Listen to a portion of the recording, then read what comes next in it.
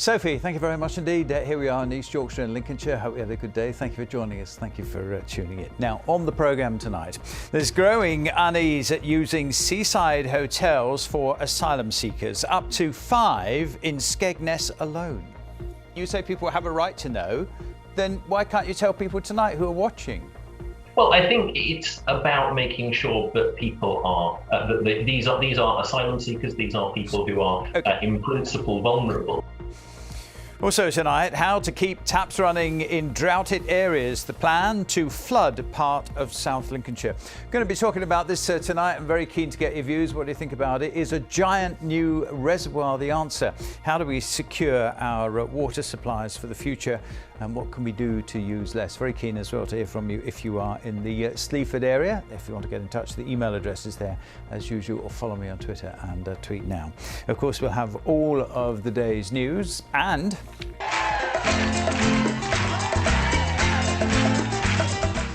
the former Strictly Professional teaching today's dance class at this local school.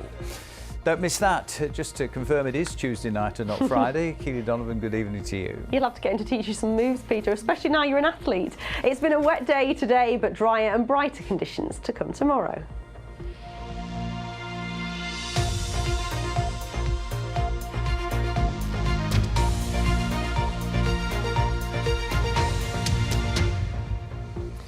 A Lincolnshire MP has told Look North that there is an unfair burden being placed on Skegness as it's revealed that 5 hotels there will be used to house asylum seekers.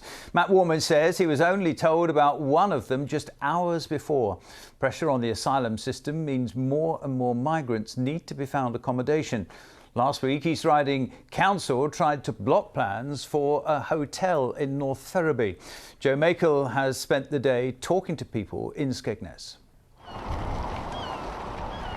It's a town which can struggle in the winter, so hotels being booked out by the Home Office may make business sense.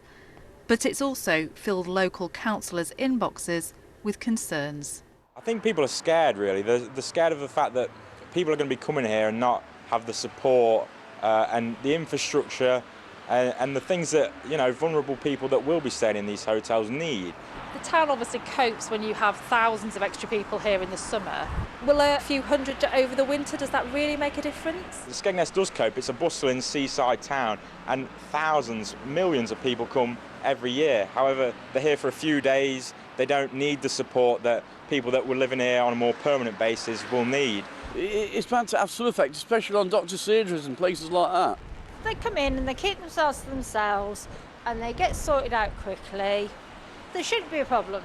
The people is not harming the people. They're quite innocent people. They just come in to find a shelter, is save his life from the death. No, they've got to go somewhere, but I don't really know what the solution is, I'll be honest with you. We understand there are 3 hotels in Skegness currently being used to house asylum seekers and negotiations for another 2. The leader of East Lindsey District Council has written to the Immigration Minister to express his concern about the pressure on local services and the lack of notice from the Home Office. The government says with record numbers of people arriving in the UK, it doesn't want to use them but needs more hotels. But local authorities have been pushing back, happy to play their part, but complaining of poor communication. Yesterday, the Home Secretary admitted there has been problems. We do inform local partners of our actions, but due to the incredible pressure on the system recently, despite our ambitions to do that expeditiously, sometimes, yes, we have fallen short. Legal challenges like the one East Riding of Yorkshire Council tried have so far failed. In Skegness, they hope someone will listen to their concerns. Joe Makel, BBC Look North. Well, on this one, just a short time ago, I spoke to the MP for Skegness, Matt Warman. Mr Warman, just briefly, did the Home Office tell you that these hotels were going to be used for asylum seekers in advance? Yes, they did, but only by, in one case, a matter of hours, and in the other, a matter of days. So I didn't get a huge amount of notice, and annoyingly, nor did local authorities either. And that's one of the problems with this new situation. OK, let me ask you, do you know how many hotels in Skegness are being used at the moment? Well, currently there are 5 hotels being used in Skegness. That's up from 3 last week. Are you worried that Skegness is becoming a camp for asylum seekers now? Well, I'm worried that there is an unfair burden being put on Skegness. Obviously, if the Home Office is going to use hotels, it's right that that burden is shared fairly across the country, so that people have got the resources that they need, and so that it doesn't disrupt communities. That's the problem with the immigration. Where is the right place? David Davis doesn't want them in North Ferriby. You don't want them in Lincolnshire. You know, where is the right place for you? Well, I think the right place, and actually there is broad agreement that the right place is in areas where there is access to the resources, access to interpreter facilities, all that, and that tends to be the larger cities. That's where asylum seekers historically have been housed, and the problem we now have is larger numbers forcing the Home Office to use other facilities further out. Just some quick questions. Do local people have a right to know how many and where these people are? Because I know people will be getting in touch with you concerned. Yes, I think they do. I think, to be honest, it's not a secret by any means. Social media is full of information about this. What I want to do is try and provide some authoritative information wherever I can. OK, so what are the hotels? Which hotels are they? Well, I don't think it's necessarily helpful to start naming specifically where if you want it, but if you want it out in the open, if you want it out in the open, and you say people have a right to know, then why can't you tell people tonight who are watching? Well, I think it's about making sure that people are these are asylum seekers. These are people who are in principle vulnerable. I don't think we should be making them targets, but what we should be making sure there are the resources available to provide for local people and for those asylum seekers themselves as well. And we should be looking to get on with a programme that sees hotels not being used at all. That's the biggest issue. So you know, but you won't tell me. Well, Peter, come on. I'm quite happy to talk about numbers and locations in general. Just as I don't think you'd want your address to be given out, I don't think we should be making people potentially targets. But what we're driving at with that question. But when I said to you, you know, do people have a right to know how many and where the people are, you acknowledge that. Yeah, of course they do. There's a difference between talking about where people are. We all know that these are hotels on the seafront in the main. That's different from giving out what is effectively an individual's address. Mr. Warman, always good to have you on the programme. Thank you very much indeed for your time. Thank you. The MP, Matt Warman, talking to me a short time ago. A lot of interest in this story at the moment. Of course, you can comment on it if you want to, and we will continue to follow it, both in Lincolnshire and, of course, at North Ferriby as well. A teenager has been arrested on suspicion of attempted murder after a man was left seriously injured at Halton-le-Clay. Police were called last night following reports that a man had been stabbed in the town. He's in a hospital in a serious condition. A 19-year-old was arrested in Grimsby and remains in custody. The victim of a car crash near Holbeach has been named by the police as 20-year-old Amy Cooper. She died in hospital after a BMW collided with her motorbike on New Rivergate on Sunday afternoon. A 28-year-old man has been arrested on suspicion of causing death by dangerous driving. A safety campaign for women is to be launched in memory of the murdered Hull student Libby Squire. Pavel Relevich was jailed for life last year for her rape and murder in 2019. He'll serve a minimum of 27 years in prison. Humberside Police want to encourage the reporting of all non-contact sex offences. This can help build a profile of people who then commit these types of crimes. A coroner has concluded that a man from northeast Lincolnshire who was the first known British casualty of the war in Ukraine died in a drone attack. 36-year-old Scott Sibley from Immingham was formerly part of the British Army. He joined Ukrainians to fight Russian forces.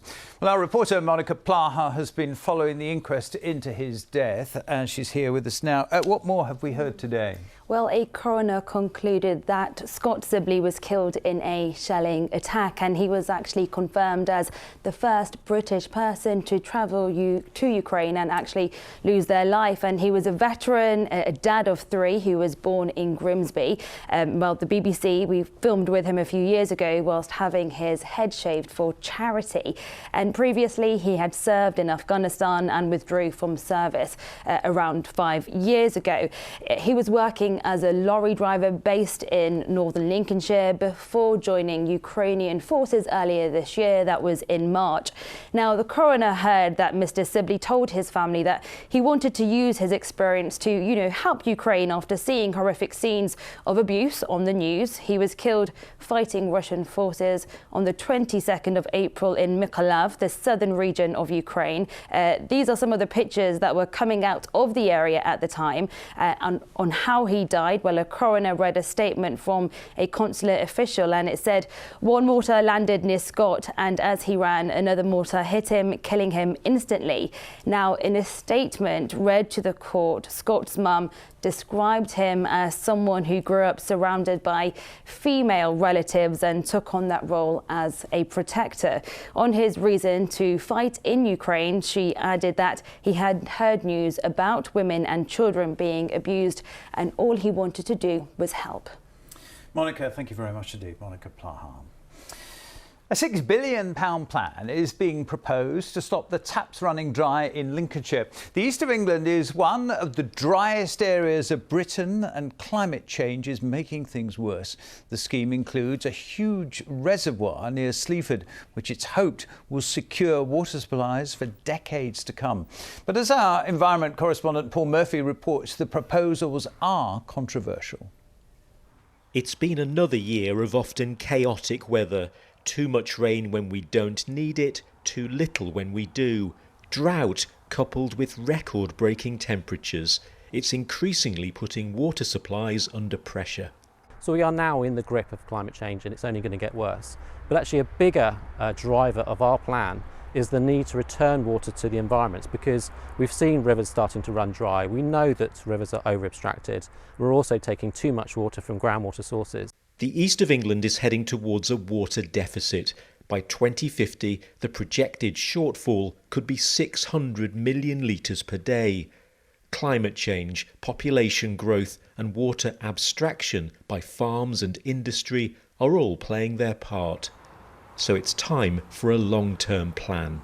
And central to this new strategy is the creation of 2 new reservoirs, one in Cambridgeshire and one on this area of land near to Sleaford in Lincolnshire, where 5 square kilometres of this community will be flooded.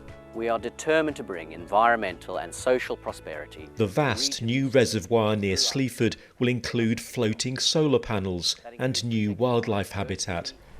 Stand up. But the project will also have a human impact, as homes and businesses are bulldozed to make way for water. It's devastating my whole world. It is my business, my future, my children's future, everything. And I'm just sitting here waiting for them to go through their protocol and procedures and then decide when they're going to take off us or what they're going to do. And it's just horrible. We're just left in limbo. Yeah, so this is the Heckington Living magazine. There is only one topic of conversation in this community. Disgusted and heartbroken, because what we have here is, along with the 100 other people who'll be losing their homes or land or both, our homes are priceless. You can't put a value on them. Unless you have these major reservoir projects, something has to give. You can't have a growing economy. You can't have thriving food production. You can't have a stronger and deeper drought resilience to the kinds of weather events we've seen this year. There are some difficult choices ahead for Lincolnshire, but there are warnings that water shortages will become more frequent, more extreme, unless those big decisions are taken now. Paul Murphy, BBC Look North, Sleaford. Good boy, Snips. Go on. Yeah, big decisions and a big area as well. Who'd have thought that a planned reservoir would be so controversial? If you're in Sleaford, very keen to get your views tonight on this story. But just generally, how do we keep the taps running? Should we be doing more to conserve water. And as I say, if you live in the Sleaford area, what do you think of these massive plans for the new reservoir with the floating solar panels on the top, 5 square metres being flooded? Here's how to get in touch. The email address is there, looknorth@bbc.co.uk, looknorth@bbc.co.uk. Text number 81333, 81333. Start the text with the word Look North. It will come straight to us, or follow me on Twitter and tweet now. We'll have some later in the programme. Sarah just says, yeah, good idea, something for the ducks to sit on with the solar panels. We'll have some more a little bit later on. Thank you for watching this Tuesday night. It's been a grim day today. Look at this picture. This was taken by Mia of the Humber Bridge, taken from the South Bank. Maya, thank you very much indeed for that. Look at that. Can't see the top of the bridge. Another picture tomorrow night. Keep them coming in. Well, I'll have the weather. Keely's here in just a moment, but there was a treat for some school children in Sleaford today when they got a special Strictly visitor. Peter, I hear you're a bit of a twinkle toes. I think it's time for you to get your dancing shoes on and, of course, keep dancing. There we are. Don't miss that coming up in just a moment. Good evening to you. There's your next challenge. Yeah, Robin Windsor. Dance with many of the big stars, Patsy Kensit, Anita Dobson and co. I haven't heard of him. Perhaps not my generation, Peter. Excuse me, it was only a few years back.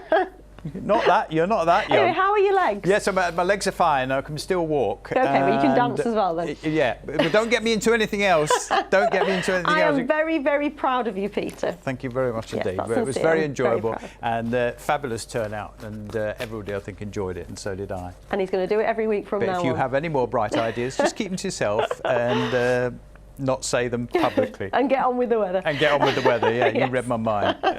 All right, the weather's been miserable today. You'll be pleased to know a drier and brighter day to come tomorrow. Very small risk of the odd afternoon shower, but generally tomorrow looks like a fine day, although Friday looks like the best day of the week. Because rain will return overnight into Thursday. It'll linger on Thursday before that area of low pressure moves away northwards, leaving us with fine conditions for Friday, and actually I think for Saturday too, before low pressure takes over again from the Atlantic for Sunday. So this is the radar from earlier. You can see all of this rain, which the main body has now moved out into the North Sea, but we had a good dose of rain earlier on today. There is still the risk of the odd shower moving up from the south, but I think for most places we're going to have a lot of dry weather, particularly through the second half of the night with clear spells. A little bit of patchy mist and fog, but it won't be the dense fog that we've had in recent days, and it will be coolish overnight, temperatures down to around 4 or 5 degrees.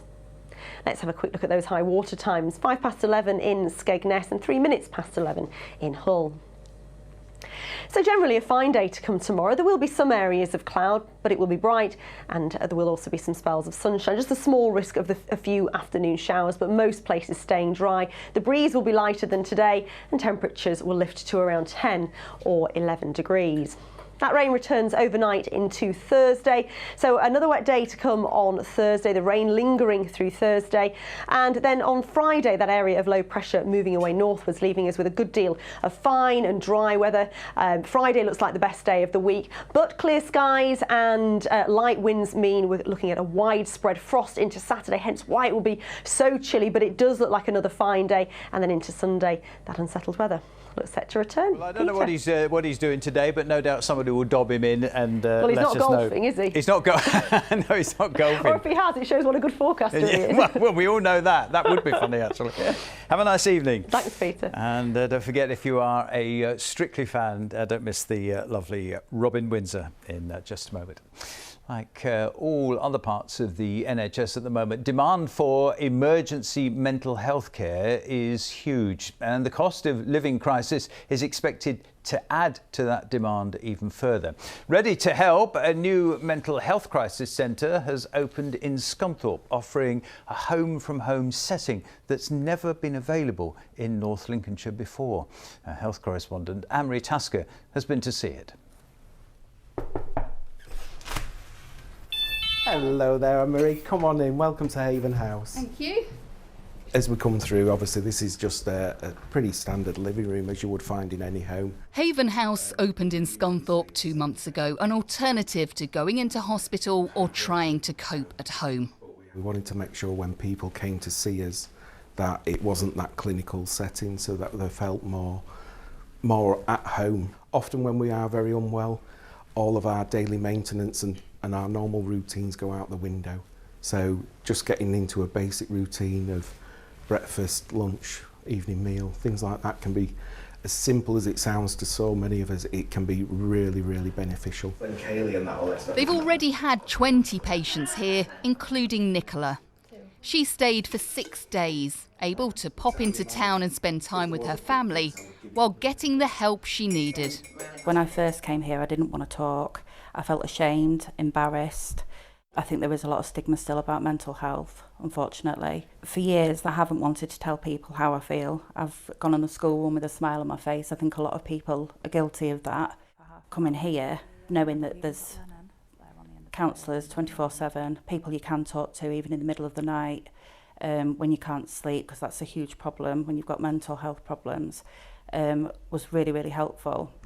Just through to the dining room, really. It's just a community. Haven House opened to bridge the gap between hospital and community care, but also hopes to ease pressure on the NHS and be there for people whose mental health is suffering in the cost of living crisis. Financial worries has always been a trigger point for people. People living on benefits and things like that. It's always been an issue.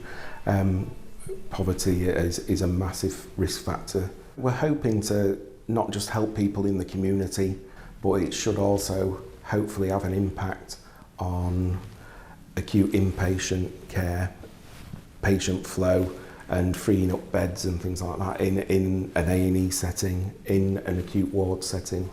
This is the first home-from-home mental health crisis centre in North Lincolnshire and hopes to expand to help more people. With certainly severe mental ill health comes a lot of isolation. We wanted people to feel at home. That's the Centre Manager, Jason Coy, ending that report. Don't forget, if you've got a story that you think we should be putting on the TV, or somebody that we should be putting on the TV, it is your programme, you know where we are. Get in touch, drop us an email, drop me an email, give us a telephone number as well. Plenty of response after last night's story that some local schools aren't making it easier for parents to afford school uniforms, despite a change in government guidelines. We talked about it in detail last night. Thank you for the comments, just a few. Colin says, the only people gaining from enforcing obsessive school uniform rules are the profiteering manufacturers or the power-crazed head teachers. They should both think about the pupils. Wendy says, what else do these parents expect from the school? Parents have children and receive many benefits, so why expect the school to cover the cost of uniforms? That's because the survey says that 3/4 of people think that parents think that schools should make a contribution. Thank you, Wendy. David says, on the continent, school uniforms are a rarity. Here, schools proclaim their ambition to develop their students as individuals. So why make them all dress the same? Thank you very much indeed for those. We've talked about school uniforms so many times over the last few months, and probably we will do again.